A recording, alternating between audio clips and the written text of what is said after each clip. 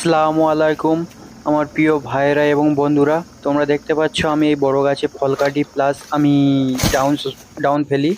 এখন দেখতে পাচ্ছ এই যে ছোট গাছে আমি এই পারাং দিয়ে কাটছি, ছাবির দিয়ে কাটছি না। তার কারণ কি জানেন? এই যে গাছটা দেখতে পাচ্ছেন, এই গাছটা হচ্ছে শুয়ে আছে। অলরেডি শুয়ে থাকার কারণে আমাদের যে বড় বড় পাইপগুলো, এই যে বড় বড় পাইপগুলো, এই পাইপগুলো এখানে খাটালে আমরা টানতে পারি না। ওই যে পাশে দেখতে পাচ্ছ একটা ভাই ওই পাইপ খাটাচ্ছে। হ্যাঁ, অত বড় পাইপ এই ছোট গাছে হয় না।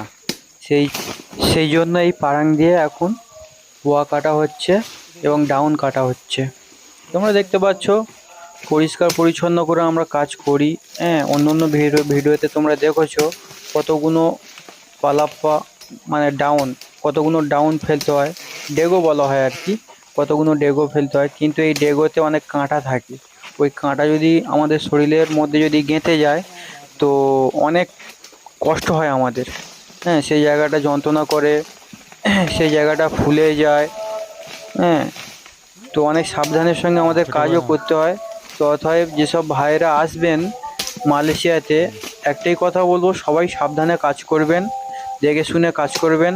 হ্যাঁ, অনেক রিস্কের কাজ, জীবন আগে তারপরে কাজ, জীবন থাকলে তবে কাজ হবে। হ্যাঁ, জীবনে অনেক রিস্ক নিতে হয়, কিন্তু তবুও বলা ভালো।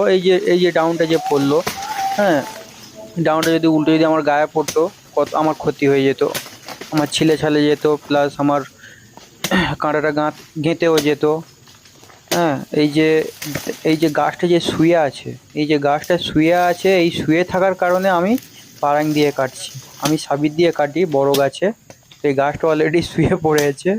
তোমাদেরকে কি বলবো, এরকম দু চারটে গাছ পাওয়া যায় যে গাছ এরকম হেলে যায়, তো অনেক গাছ হেলে যায়।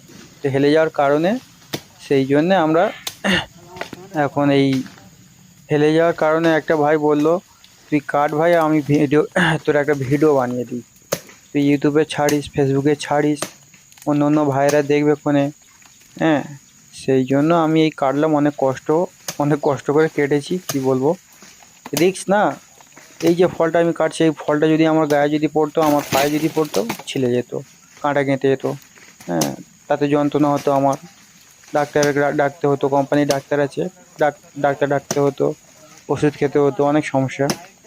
একটু সাবধানে কাজ করতে হয়। নতুন ভাইয়েরা যারা আসবেন একটু সাবধানে কাজ করবেন, দয়া করে বলবো সবাইকে। আর নতুন নতুন ভিডিও পেতে গেলে আমার পেজটিকে ফলো করবেন।